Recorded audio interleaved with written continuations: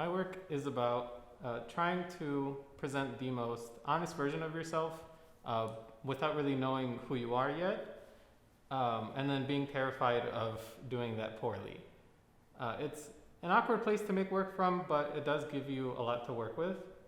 When you're afraid of everybody reading into anything in the work, it's a pretty straight line to wanting to put content in everything.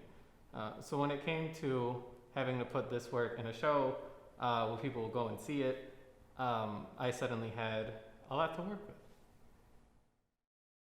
The work has been really interested in privacy and presentation because it feels a lot more true to how I like talking about them.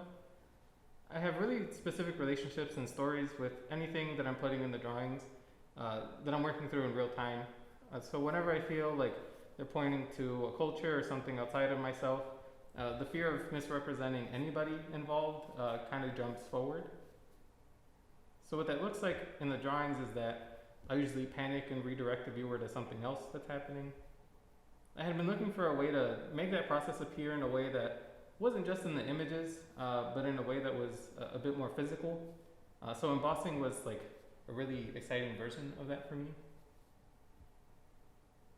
I see working with acrylic blobs as another option to that, that I can layer and kind of keep going with it. But I feel like I've been using it more as a kind of humor or relief happening.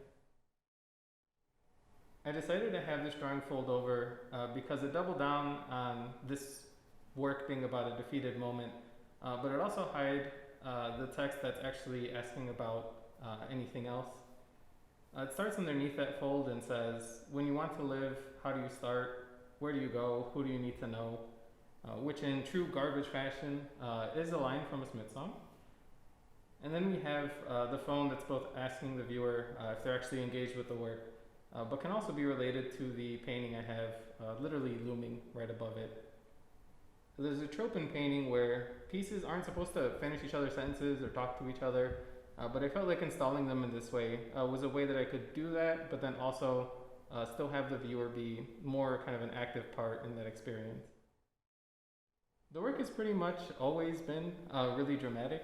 I had been working since pretty much the 7th grade so that I could have my own apartment one day, and then when I got one I was like, oh, this is the moment where I can like actually live my life. But then I realized pretty quickly that if you start that process at 20 years old, it's going to be a little bit more complicated. I think there's something really significant in forcing yourself to participate or exist in the world, despite feeling kind of unprepared to do so. So that version of angst is something that I like to keep around. I always wanted a more physical way to interact with the work because every time that I would try to argue in my classes that like works on paper are supposed to be objects, it would always end up being a conversation about like how composition works and then more artist hand things that people are more aware of in painting.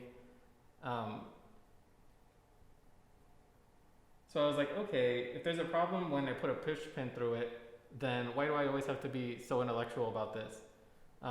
Then I started thinking about how framing is such a standardized thing that happens to drawings when it's actually somebody else letting how your object is supposed to exist in the world after it leaves your studio.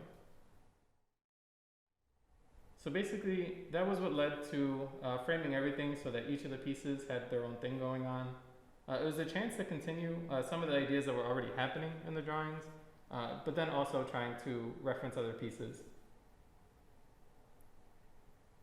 So like with this one, the fancy gold frame was something that was special when I first saw it, but then I bought 2 of them and painted over one of them with white paint, and then only this one is the one that gets to have glass.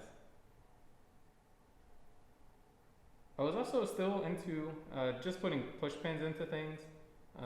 Wanting to have all these different approaches happening in the show, let me bring back the focus onto what the works are actually about in the first place, which is that these objects do have a history to them, they were made by somebody, and they do know that you're looking at them.